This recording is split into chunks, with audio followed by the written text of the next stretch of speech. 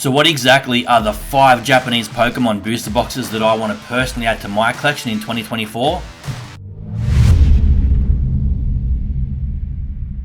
Now, you might often hear me talking about English booster boxes, and English booster boxes, in my opinion, are the best. If you haven't got yourself a Lost Origin, what the hell are you doing? Go and get Lost Origin. Don't sleep on that shit. That is an awesome set, gonna explode. But today, I want to talk about Japanese Pokemon booster boxes and the top 5 Japanese Pokemon booster boxes that I specifically want to add to my collection in 2024. I'm going to go through those 5 Japanese booster boxes with you, explain why I'm interested to get them in my collection, and talk about some of the chase cards inside. Let's get into it.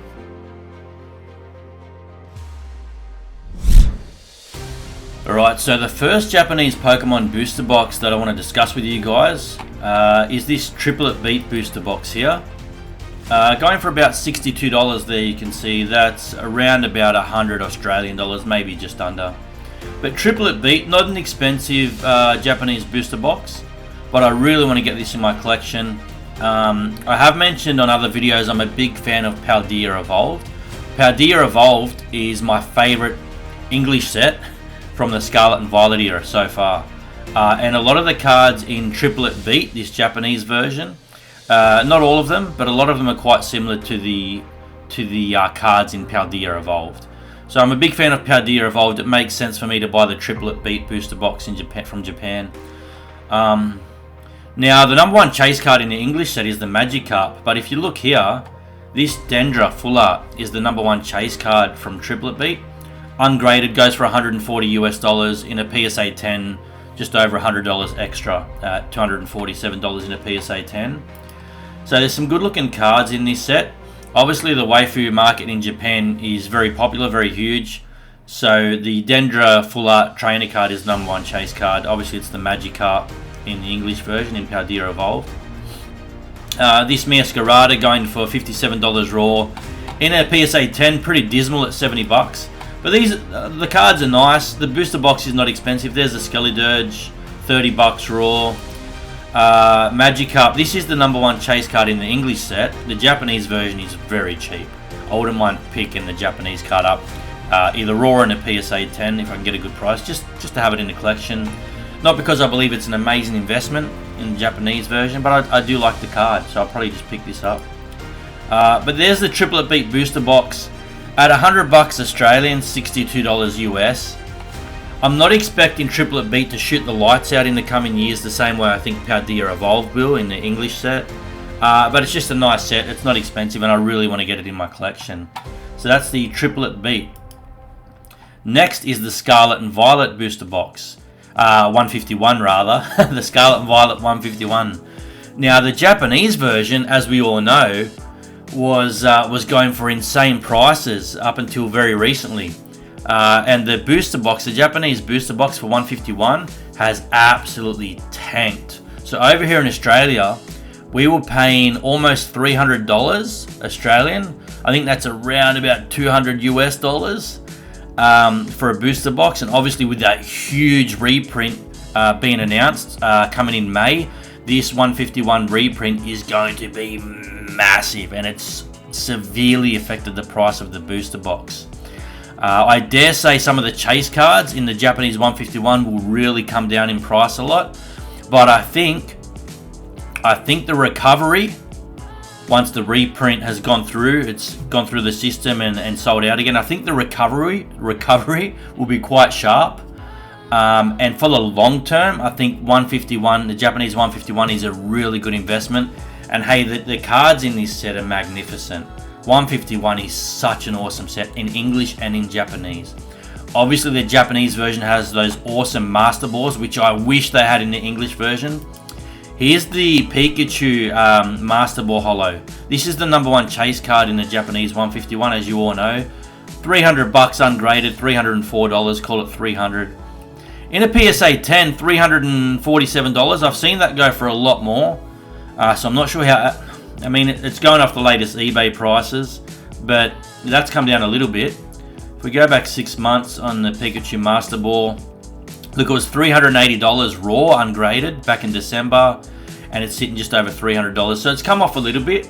and I think a lot of these cards in 151 will come off a little bit. But for the long term, I must get 151 into my collection this year and very soon as well, because I think this reprint, the demand's there. I think this thing will sell through reasonably quickly, even though the reprint is massive.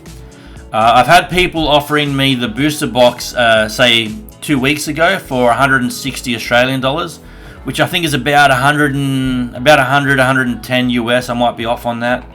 And then literally a week later, they're offering me the booster box now for under 120, and it's getting down to about $100 now in Australia, which is about $60 to $65 US, and it seems to be still dropping. So I'm going to pick up as many of these 151 booster boxes in Japanese as I can, around that 100 Australian dollar mark, 60 to 65 US dollars. And even if they drop a little bit from there, which I don't think they'll really drop much more than that, but for the long term, I think these are a really good investment. Now, the prices were ridiculous a couple of months back, but now the prices are really good for the Japanese 151 booster box, and I would definitely be getting plenty of these in my collection. You can see the Gengar Master Ball Holo here is the number 2 chase card in the 151 Japanese. $185 raw, PSA 10, 271. I'm not going to go on too much about the chase cards. This video is just about the booster boxes, really. But there's so many big hits in this set. Like the top 3 chase cards are all over 100 US dollars, and even the top half a dozen cards are over $90. Moving on, V-Star Universe. I love this set.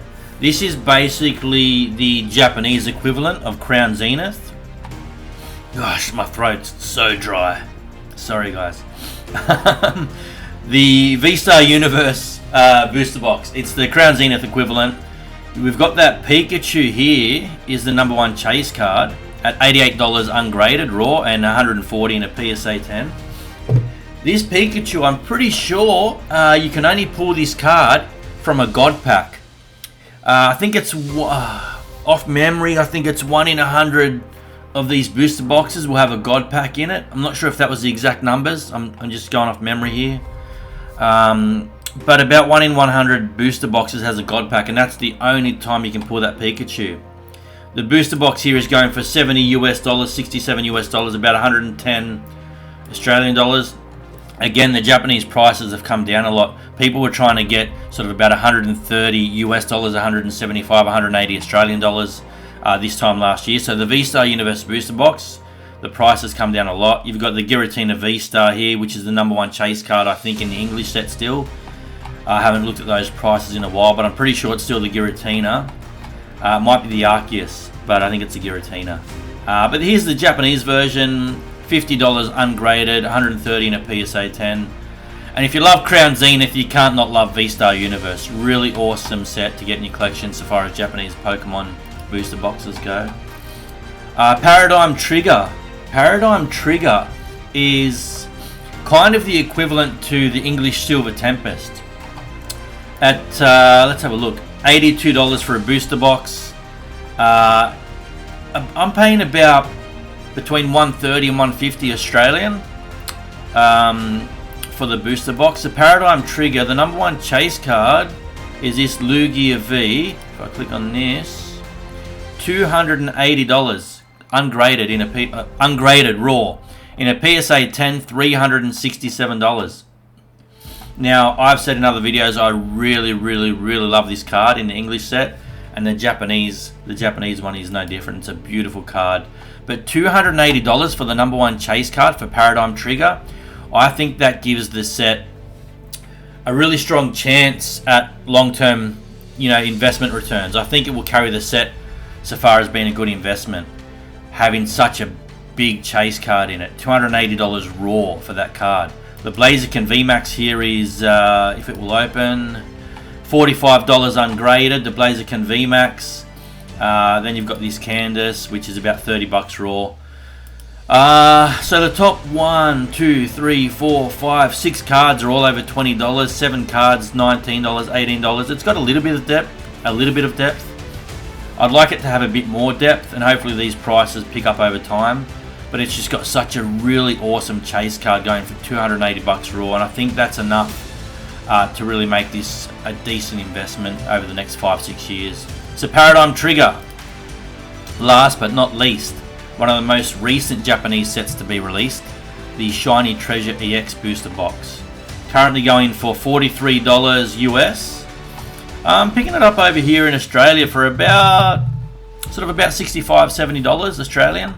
Actually, I just picked up just had one arrive yesterday. So yeah, that's the Shiny Treasure EX Booster Box.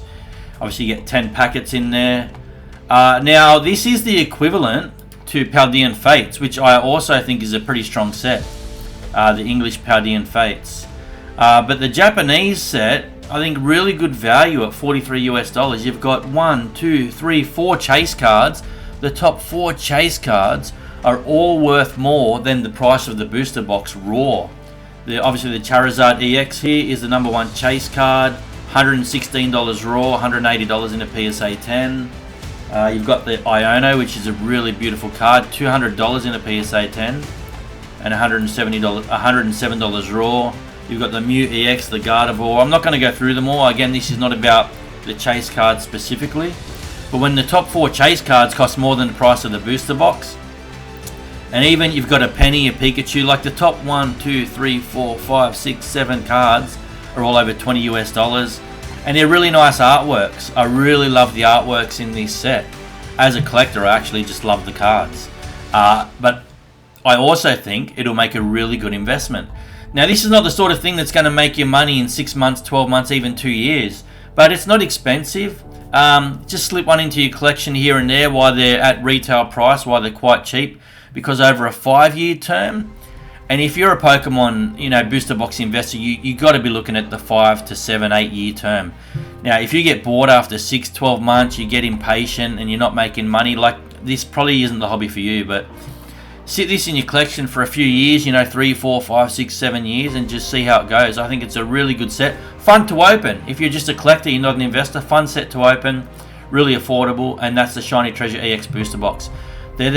So they're the 5 Japanese Pokemon booster boxes that I really want to get into my collection this year, and I'll probably accumulate most of these in the next sort of 2 or 3 months, and I'll keep you posted on that. Thanks for watching the chase card. Let me know in the comments what your favorite Japanese Pokemon booster box is, if you like any of them at all. The Japanese Pokemon the Japanese Pokemon market in general is massive, nearing almost $1 billion a year. So the fact that some of these Japanese Pokemon booster boxes have come off in price a bit, to me, that's not really a negative. Obviously, pick your battles carefully and don't pay too much at any given time for any specific booster box. But if you really like a set and you're very patient and the set's got lots of good chase cards and depth, do your own research and pick up what you like. These are just, I'm not telling you to buy these, but these are 5 Japanese booster boxes that I really want to pick up this year. I think they're fun to open, they're good investments, and just all around good sets, strong sets. Yeah, leave your feedback, let me know what you think, and I'll see you next time on the chase card. Bye for now.